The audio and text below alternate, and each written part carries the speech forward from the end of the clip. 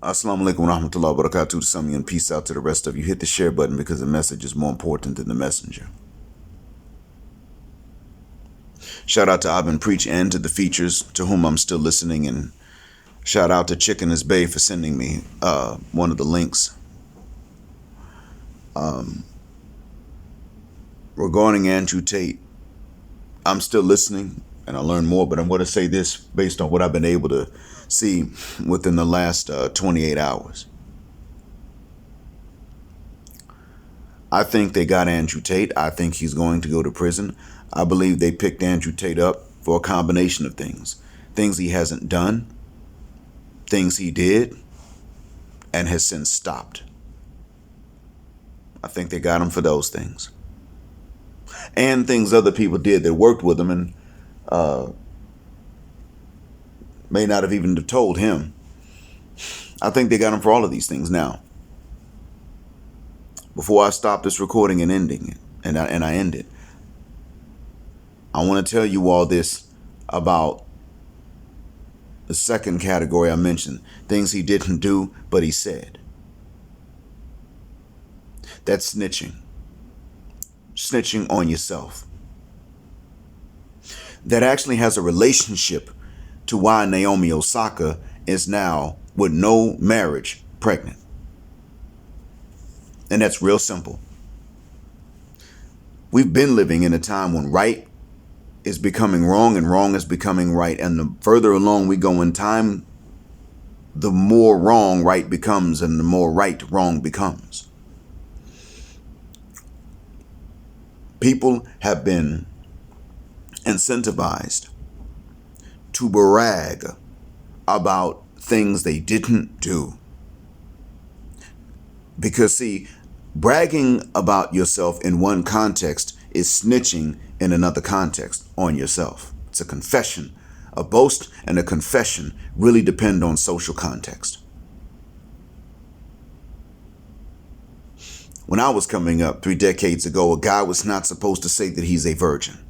He wasn't supposed to say that. Many guys were. When I was that age, many of us were, but you were not supposed to say you're a virgin. You weren't supposed to say this about yourself. But here in this country, you don't want to say that you're a fornicator. Now, you might get with your friends and then you don't want to be a virgin. But around people you don't know, you don't want to say you fornicated. Do you see the difference? Tate, in order to build the character that he had up in front of the public, and I'm talking even before he became a Muslim, had to do nefarious things, I'm sure. He also had to say that he did certain things. Things he did and things he didn't do. And I'm going to tell you all, he is Muslim. And morally speaking, we believe that does start you off on a clean slate. So, I mean, he good with us, but I also understand that with the legal system, they don't see it that way. What they see it is, they see it as, okay, he's Muslim now. He's going to stop doing what he's been doing. So let's go ahead and grab him for whatever we can. I do believe that the prosecution is being very careful. I think they're really acting within the law. The corruption in this case is actually very minimal, more than likely. See, when you take a case like this and it's high profile, you don't want to start bribing judges. That's not something you want to do. Judges don't want to participate in corruption in these high profile cases because that's where they're going to get caught. They caught a judge in Pennsylvania pretty much selling kids into the juvenile system. They caught him for that. But see, these were not high profile cases. They just got reviewed anyway and he got busted.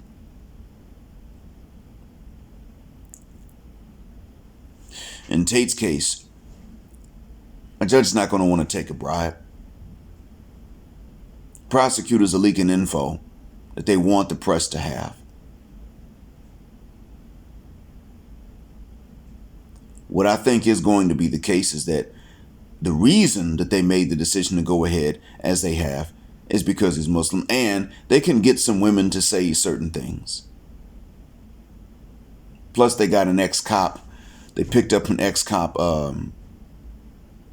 with him and his brother, and she supposedly wasn't enforcing, or rather she told them, I'm going to do X, Y, and Z to enforce. I don't know.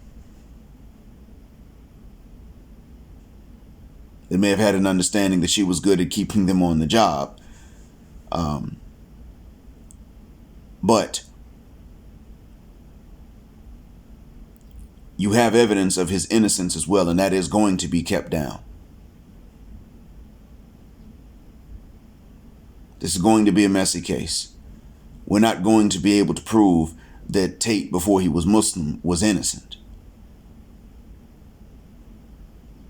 He was picked up, though, and don't lose sight of this. He was picked up because whether he was innocent before, and I don't think he was before, to be honest, the one they were picking up was the new Tate, the Muslim Tate. That man's innocent, and that's why they picked him up. They didn't want this man to develop a track record of innocence all the way up until statutes of limitations might have run out on some crimes under Romanian law, if they even have it.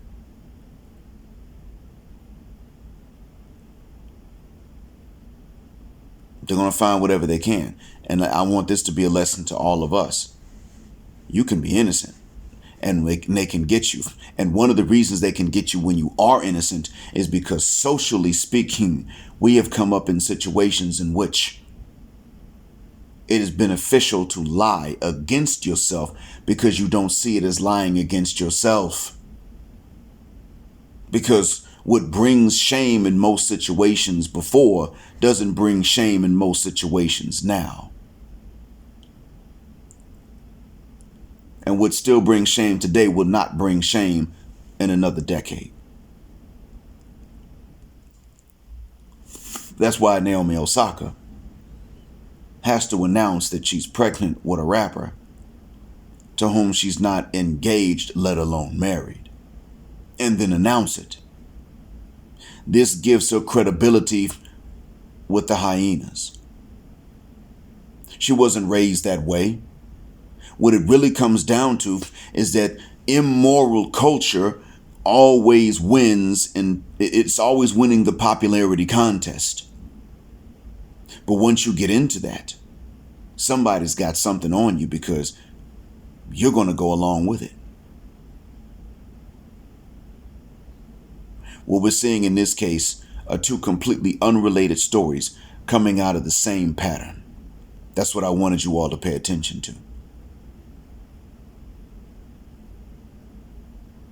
I think that some witnesses are going to lie in Tate's case. I also think that some of them are going to come forward and tell the truth, and they probably won't even be able to say that Tate did X, Y, and Z now. Apparently, there's a one-eye witness to a crime of an intimate nature in another country. I suspect something fishy about that for one reason. He was still able to leave. And he's been able to travel since then. That I suspect. I don't think he actually committed that particular one.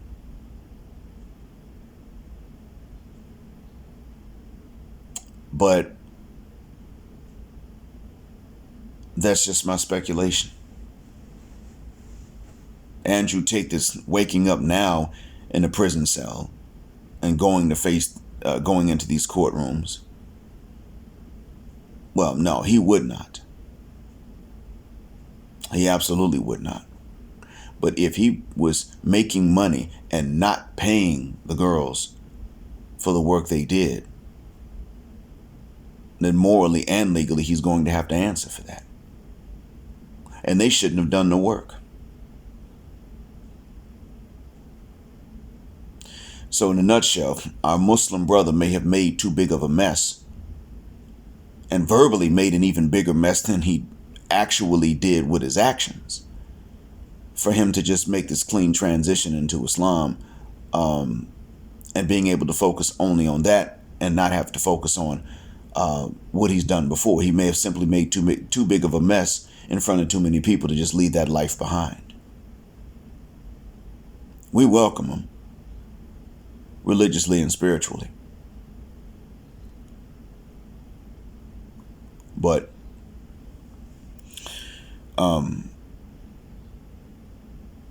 it's not going to be as simple as, okay, look, I'm Muslim now and this is how I'm going to live my life. No, for the next 15 years, most likely outcome, the next 15 years, they're going to determine how he lives his life.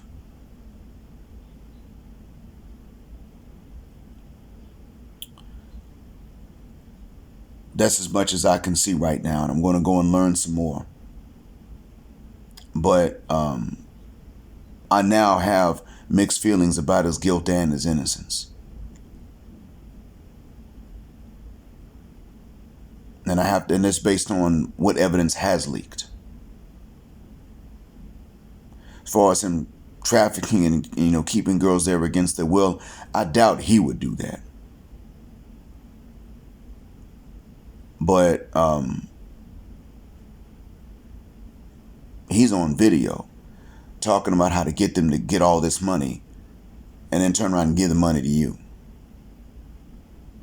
and not actually pay.